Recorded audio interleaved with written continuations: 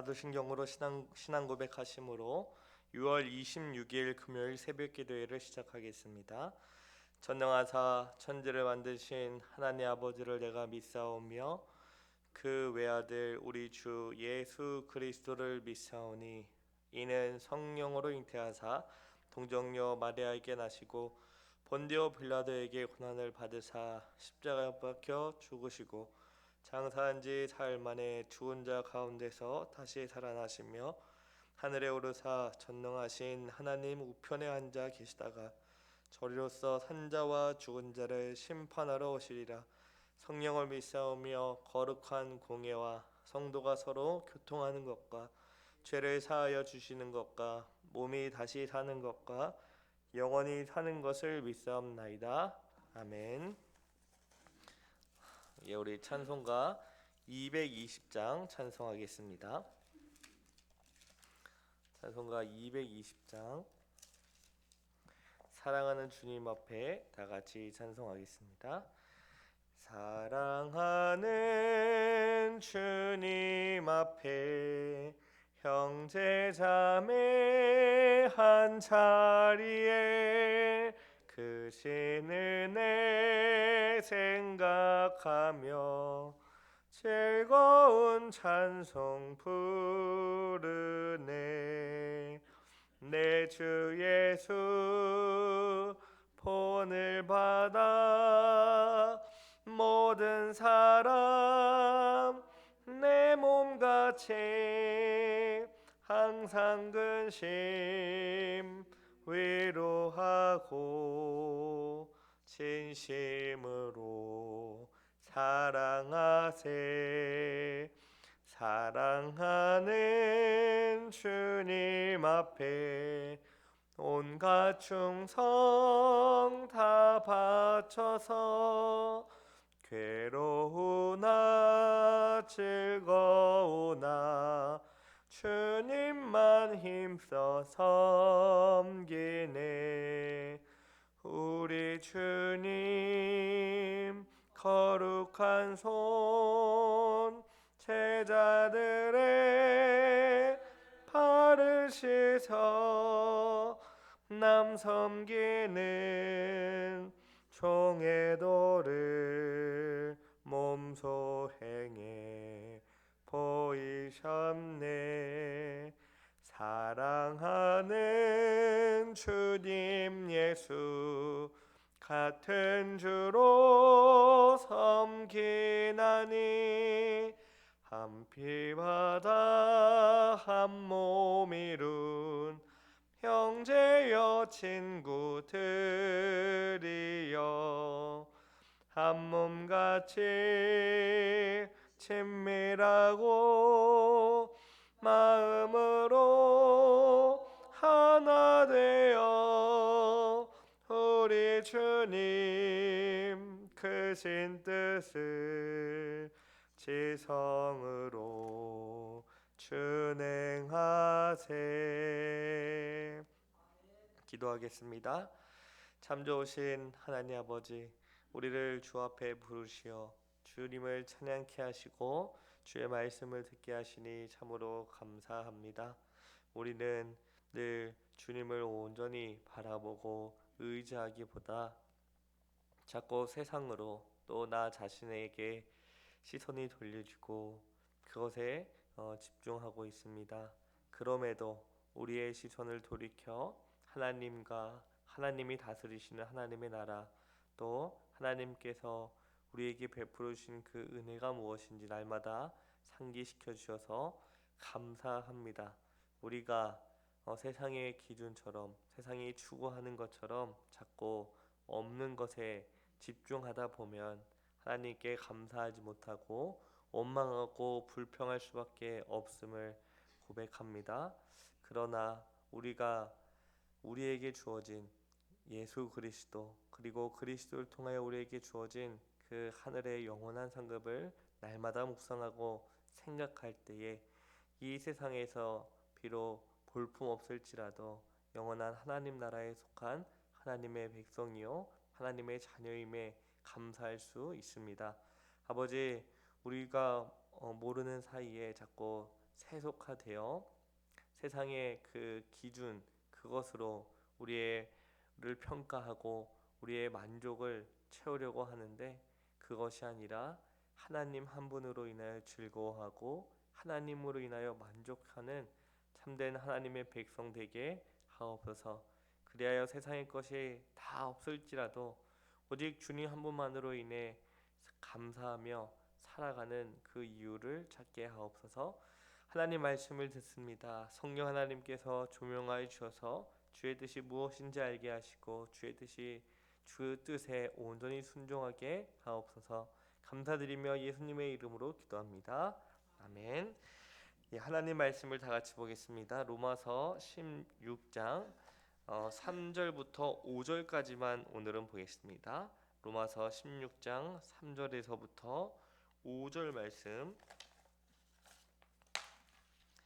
5절 말씀, 3절부터 5절 말씀, 우리 한 절씩 돌아가면서 읽고요. 마지막 5절은 같이 읽겠습니다. 너희는 그리스도 예수 안에서 나의 동역자들인 브리스가와 아굴라에게 문안하라. 그들은 내 목숨을 위하여 자기들의 목까지 내놓았나니 나뿐 아니라 이방인의 모든 교회도 그들에게 감사하느니라. 또 저희 집에 있는 교회에도 문안하라. 내가 사랑하는 에베네도에게 문안하라. 그는 아시아에서 그리스도께 처음 맺은 열매니라. 아멘. 로마서 16장에 이르러 바울은 여러 성도들의 이름을 하나씩 부릅니다. 얼핏 보면 단순한 인사 명단처럼 보이죠. 그러나 이 이름들은 단순한 명단이 아닙니다. 복음이 어떻게 사람을 세우고 또 교회를 세우며 동역을 이루는지 보여주는 살아있는 증거라고도 할 수 있습니다. 바울은 우리가 어제 살펴본 것처럼 베베를 언급한 후에 바울이 로마 교회에 문안하라고 길게 언급한 첫 사람이 나오죠. 누구입니까? 브리스가와 아굴라 부부입니다. 너희가 그리스도 예수 안에서 나의 동역자들인 브리스가와 아굴라에게 문안하라고 합니다. 아굴라는 본도 출신 유대인이었는데요. 그는 아내 브리스가와 함께 로마에 살고 있었습니다. 그런데 그 당시 글라우디오 황제가 유대인들에게 로마를 떠나라고 명령했습니다. 이 부부는 로마를 떠나 고린도로 오게 되었죠. 그곳에서 바울이 그들을 만났습니다. 바울과 이 부부는 생업이 같았습니다. 바울이 그 당시에 어떤 일을 했죠? 텐트, 그 장막을 만드는 일을 했죠. 그래서 바울은 그들과 함께 머물며 일했습니다. 그러나 그들의 관계는 단순히 같은 직업을 가지고 같은 일을 하는 그런 관계로 끝나지 않았습니다. 그들은 함께 일했고 함께 지내며 함께 복음의 사역을 감당했습니다. 그래서 바울은 그들을 그리스도 예수 안에서 나의 동역자들이다라고 말합니다. 브리스가와 아굴라는 바울에게서 복음과 말씀을 깊이 배웠을 것입니다.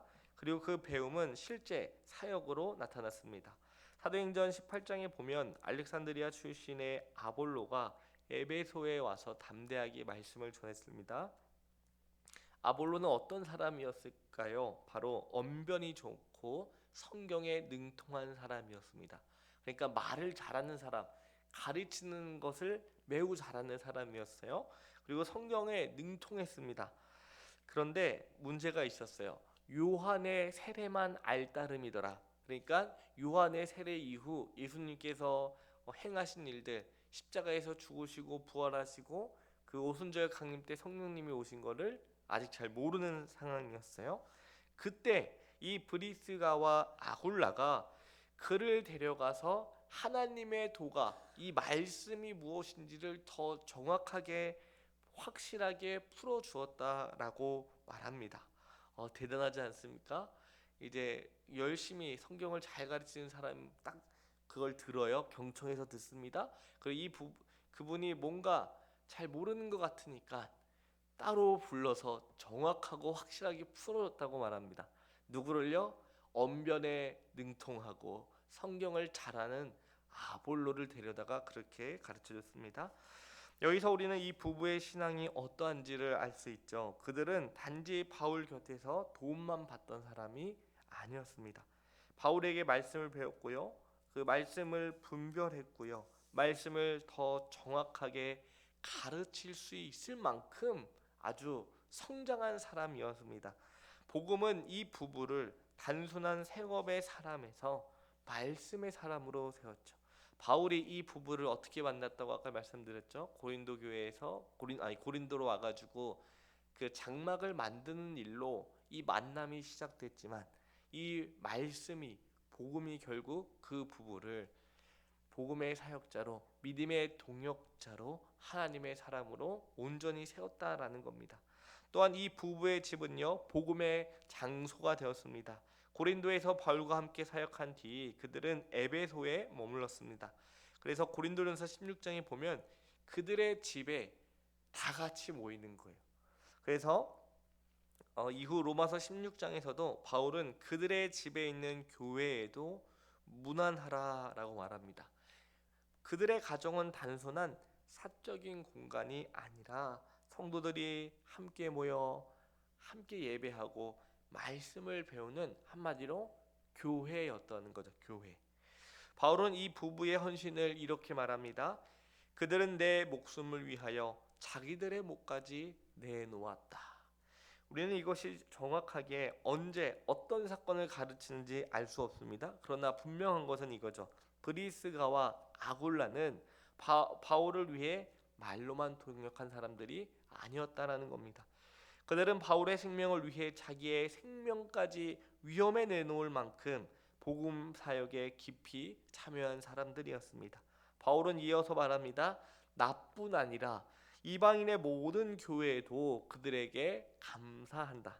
이 말은 그들의 헌신이 바울 개인에게만 유익을 준 것은 아니었다는 뜻입니다. 바울은 이방인의 사도로 복음을 전했어요.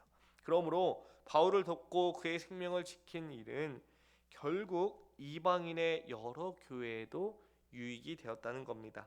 그들의 섬김은 어떻게 보면 한 사람 바울에게 집중한 것처럼 보였지만 하나님은 그 섬김을 통해 여러 교회를 유익하게 하셨습니다.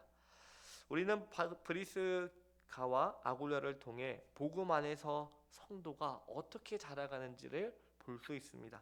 처음에 바울과 함께 일하던 사람이었습니다. 그러나 그들은 말씀을 배웠고요. 복음을 위해 수고했고요. 아볼로에게 하나님의 도를 더 정확하게 풀어주고 자기 집을 교회의 모임 장소로 내어주고 바울의 생명을 위해 자기 목숨까지 위험에 내놓은 동역자가 되었습니다. 복음은 이렇게 사람을 바꾸는 능력이 있습니다. 복음은 우리를 구원받은 사람으로만 머물게 하지 않습니다. 그러니까 예수님 믿으면 구원받으니까 이제부터 내 마음대로 살아도 된다라고 그 사람이 그 마음을 먹어도 하나님의 말씀, 복음은 그 사람을 그렇게 내버려 두지 않습니다. 복음은 우리를 섬기는 사람, 동역하는 사람, 결국 교회를 세우는 사람으로 자라가게 한다는 거죠. 그러므로 오늘 말씀을 통해서 우리는 다음과 같은 사실을 한번 생각해 보아야 합니다. 나는 신앙생활을 하면서 섬김을 받으려고만 하고 있지는 않는가? 누군가 나를 알아주고 누군가 나를 챙겨주고 누군가 나를 위로해 주기만을 기다리고 있지 않는지 돌아보시기 바랍니다. 물론 성도는 돌봄만 받는 것은 아닙니다. 서로를 돌보아야 하는 거죠. 그러다 보면은 자연스럽게 돌봄 받을 때도 있고 또 돌볼 때도 있어요. 내가 지금은 괜찮아서 뭐 평탄할 때도 있지만 어려울 때도 있지 않습니까? 인생이 그렇게 우리가 원하는 대로 풀려가지 않지 않습니까? 그때는 하나님께서 다른 성도들을 통해 나를 돌봐주시는구나. 그게 교회예요. 그런데 문제는 뭐예요? 그것만 돌봄만 계속 원하고 기다리고 안 해주면 어떻게 돼요? 삐져요. 삐져서 나 교회 안 나올 거야. 나 이거 하는 거 다 내려놓을 거야. 이거 초반에는 그럴 수 있습니다. 그런데 그것만 계속 고집하면 이제 안 된다는 거죠. 그러나 성숙한 신앙은요, 말씀드린 것처럼 돌봄을 받는 자리에만 머물지 않습니다. 받은 은혜 때문에 하나님께서 나를 사랑해 주신 그 은혜가 너무나 크다는 것을 알기 때문에 감사함으로 이제 다른 사람에게 시선이 돌아간다라는 것이죠. 또 내가 받은 복음 때문에 교회를 섬겨요. 야, 너가 그렇게까지 왜 고생을 하면서 신앙생활을 해야 되느냐? 라는 소리를 한 번쯤은 들어보셨을 겁니다. 때로는 내가 왜 이렇게까지 하지? 누구를 위해서, 무엇을 위해서 이런 생각을 하실 수도 있습니다. 그런 생각을 했다는 건 그렇게 열심히 섬겨봤기 때문에 할 수 있는 것이죠. 그러면 다시 한번 생각해 보는 거죠. 내가 왜 이렇게 할까? 하나님께서 죽어 멸망당할 자를 사랑하셔서 그 은혜로 내가 이 자리에 서 있구나.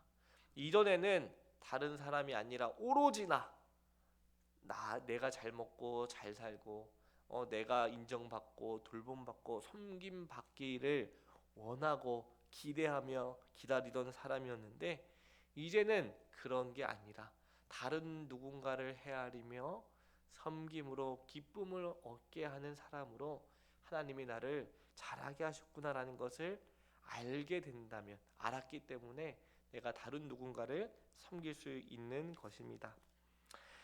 성숙한 성도는 감사를 받기 위해서 섬기지 않습니다. 그러나 은혜로 섬긴 그 삶은요, 교회 안에 감사의 열매를 남기는 거죠. 그러니까 좀 더 쉽게 말하면 정말 믿음으로 성숙한 사람은요, 사람들에게 섬김을 받기보다 감사의 얘기를 듣기를 원해요. 그 감사의 얘기를 어떻게 하면 들을 수 있느냐?